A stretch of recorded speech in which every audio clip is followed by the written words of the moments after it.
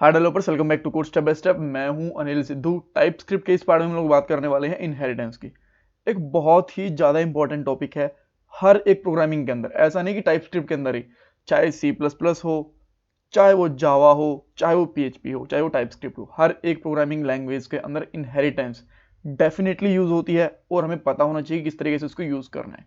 इस वीडियो में मैं आपको एक ऐसा सिंपल एग्जांपल दूंगा जिससे आपके टाइप स्क्रिप्ट के अंदर छोड़ो हर एक प्रोग्रामिंग लैंग्वेज के अंदर इनहेरिटेंस के डाउट क्लियर हो जाएंगे।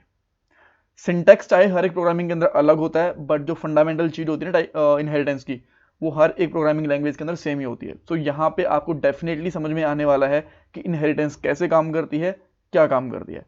एक दो वीडियोस और आएंगे इनहेरिटेंस के ऊपर, ऐसा नहीं है कि बस सिंगल वीडियो है, और भी वीडियोस आएंगे, उनके अंदर हम लोग और डिटेल में समझेंगे, बट बेसिक यहाँ पे आपके डेफिनेटली क्लियर हो जाएंगे। सो स्टार्ट करते हैं। सबसे पहले मैं आपको बताऊंगा इनहेरिटेंस होती क्या है। एक पेरेंट क्लास, एक चाइल्ड क्लास बनाएंगे, इनहेरिटेंस यूज करके देखेंगे और इंटरव्यू क्वेश्चन भी डिस्कस करेंगे। सबसे पहला क्वेश्चन, इनहेरिटेंस होती क्या है। देखो, बेसिकली लोग बोलते हैं कि पेरेंट क्लास की प्रॉपर्टीज को चाइल्ड क्लास में यूज करना बेसिकली एक इनहेरिटेंस होता है। बोल सकते हो, कोई प्रॉब्लम नहीं है, बट अब लोग कुछ ऐसा समझ लेते हैं कि पेरेंट क्लास में कुछ अलग से बनाते हैं, मतलब क्लास एक अलग चीज होती है और पेरेंट क्लास बनाने के लिए हमें कुछ अलग से बनाना पड़ता है। जी नहीं, कोई भी एक नॉर्मल क्लास होती है वही एक पेरेंट क्लास बन सकती है, और कोई भी एक चाइल्ड क्लास होती है, एक नॉर्मल क्लास होती है, वो चाइल्ड क्लास भी बन सकती है। तो आप सिंपल भाषा में ऐसे भी कह सकते हो कि एक क्लास के प्रॉपर्टीज और फंक्शन को दूसरी क्लास के अंदर यूज करना बेसिकली एक इनहेरिटेंस होता है। तो अब आप बोलोगे कि उनको पेरेंट चाइल्ड क्यों बोलते हैं। वो इसलिए बोलते हैं ताकि हमें समझ में आ जाए कि किस क्लास में से डाटा उठ के किस क्लास में जा रहा है। जिस क्लास को हम लोग यूज करते हैं वो हमारी पेरेंट क्लास होती है, और जिस क्लास के अंदर यूज करते हैं वो हमारी चाइल्ड क्लास होती है। अब समझते हैं अच्छे से एग्जाम्पल के साथ में। सो लेट्स से कि मेरे पास यहां पे एक सिंपल क्लास है यूजर्स नाम से, ठीक है, और हम लोग इसके अंदर एक फंक्शनैलिटी बना रहे हैं ऐड यूजर करने की। तो हम लोग एक फंक्शन बना सकते हैं ऐड यूजर करके, और ये फंक्शन क्या करेगा, हमारे यूजर्स को ऐड करेगा बेसिकली, ठीक है। अच्छा, ये फंक्शन बनाना है मैंने इस तरीके से, और यहां पे अभी के लिए मैं रिटर्न कर देता हूं यहां पे यूजर क्रिएटेड, ठीक है।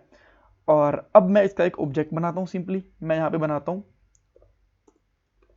कॉन्स्ट u1, जो मर्जी बना लो, नाम से कोई फर्क नहीं पड़ रहा, और उसके अंदर लिख देंगे न्यू यूजर्स, और बाद में हम लोग कंसोल करवाएंगे कंसोल डॉट लॉग। अब यहां पे लिख देते हैं u1 डॉट एड यूजर, और एड यूजर में लेट्स से कि मैंने यूजर का नाम भी पास कर दिया अनिल सिद्धू। तो अब मैं थोड़ा सा इसमें मॉडिफाई कर देता हूं, और यहां पे मैं बेसिकली लिखता हूं एक यूजर, एक पैरामीटर लेता हूं, और यहां पे सिंपली लिखूंगा, इसको हटा के पूरा का पूरा user as added as as an user, ठीक है। अब ये क्या आउटपुट देगा, Anil Sidhu added as an user, ठीक है, कोई प्रॉब्लम नहीं है। अब हम लोग इसको रन करके देखते हैं। सिंपली रन करने के लिए मैंने इसको ऑलरेडी ऐड करा हुआ है index.html के अंदर। मुझे यहाँ पे बस टाइप स्क्रिप्ट कंपाइलर की कमांड लिखनी है।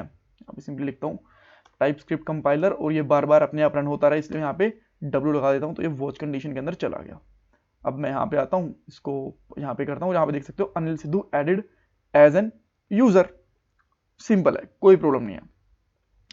अब हुआ क्या, मान लीजिए अब हमने यूजर ऐड करा, तो इसके साथ साथ हम लोग कुछ और फंक्शनैलिटीज भी बना सकते हैं, जैसे कि डिलीट यूजर, ठीक है। ये अपना कुछ काम कर रहा है, फंक्शन है, इसके अंदर डिलीट की मैं भी लिख नहीं रहा इसके अंदर कुछ ज्यादा, बट मान लीजिए हमने एक फंक्शन बना दिया। और सिमिलर तरीके से यहाँ पे अपडेट यूजर और रीड यूजर, डिस्प्ले यूजर के नाम से काफी सारे फंक्शंस बने हुए हैं। तो ये हमने जो एक क्लास बनाई थी स्पेसिफिकली यूजर के लिए बना रखी है।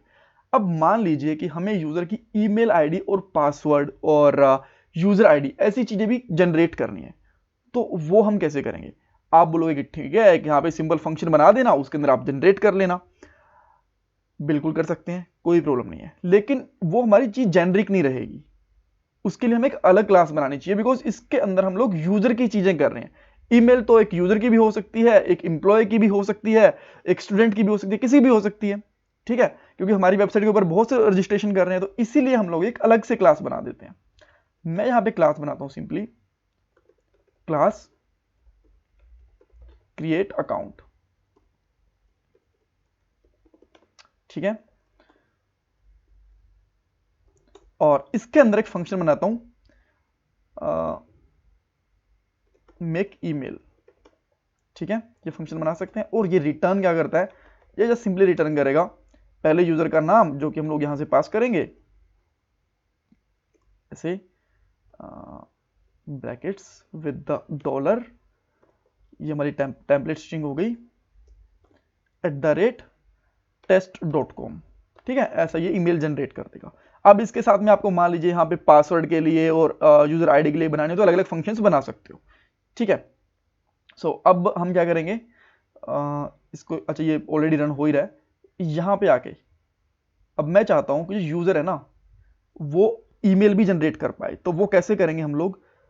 अगर मैं अभी के लिए बनाऊं जो मेरे यूजर वाली चीज है, अगर मैं इसको इस तरीके से कॉल करूं console.log के अंदर u1 डॉट मेक ईमेल, तो ये चलेगा क्या, ये बोलेगा नहीं, ये तो इसके अंदर एग्जिस्ट ही नहीं करता फंक्शन, ये एरर दे देगा हमें। यहाँ पे मैं इसको रन करने की कोशिश करता हूँ और यहाँ पे मुझे एरर दे देगा। यहाँ पे देखिए आप, यहाँ पे एक एरर आ गया, बिकॉज ये इसका पार्ट ही नहीं है, ये ऊपर वाली क्लास का पार्ट है। तो अब यहाँ पे हम क्या कर सकते हैं, एक्सटेंड, यहाँ पे आ जाएगा क्रिएट अकाउंट, अब इसको यूज कर सकते हैं, हमने एक्सटेंड कर लिया, दैट मीन्स ये हमारा एक पेरेंट फंक्शन बन गया, पेरेंट क्लास बन गई, और ये हमारा एक चाइल्ड क्लास बन गई। तो पेरेंट क्लास की प्रॉपर्टीज हम लोग चाइल्ड क्लास के अंदर यूज कर सकते हैं। और अब आप देखोगे तो कोई एरर भी नहीं है। और अब मैं यहाँ पे आता हूँ तो आप देखोगे यहाँ पे कि अनिल सिद्धू ऐड हो गया और उसकी ईमेल एड्रेस भी क्रिएट हो गया। तो आप बोलोगे ठीक है, बट इसका रीयूज नहीं हो पा रहा ना अभी के लिए। आप बोलोगे जो ईमेल एड्रेस वाला है, हम एक नॉर्मल यूजर होगा अभी भी वही बोलेगा कि नहीं यार, ये तो हम लोग यहीं पे यूज करेंगे, यहीं पे बनाएंगे, अलग से क्यों बनाएं। ठीक है, बिल्कुल मानते हो इस बात को, नॉर्मल यूजर ऐसे ही बोलेगा। तो इसके लिए मैं आपको अब एक और चीज बताता हूं। देखो अभी के लिए हमारे पास एक यूजर की क्लास थी, मानते हो। अब मान लीजिए हमारे पास ऐसे इंप्लॉयज भी हैं, तो मैं यहाँ पे क्या करता हूँ, इंप्लॉयज एक क्लास बनाता हूँ सिंपली इंप्लॉयज के नाम से। यहाँ पे लिखता हूँ क्लास इंप्लॉयज, ठीक है, इंप्लॉयज बनाता हूँ। और सेम इसके अंदर भी एक फंक्शन है ऐड emp करके, जो कि एम्प्लॉयज को ऐड करेगा। ठीक है, पूरा नाम लिख लो, कोई प्रॉब्लम नहीं है। ऐड एम्प्लॉय फंक्शन रहेगा और इस तरीके से हम एक ऐड एम्प्लॉय कर लेंगे। और ये बेसिकली क्या रिटर्न करेगा, रिटर्न, इसके अंदर यूजर रहेगा हमारा, यहाँ पे आएगा emp एम्प्लॉय आएगा, dollar is added as an employee, ठीक है। अब सेम जिस तरीके से हमने इसका ऑब्जेक्ट बनाया था, इसका भी बना सकते हैं। अब मैं यहां पे ले लेता हूं const e1 equal to new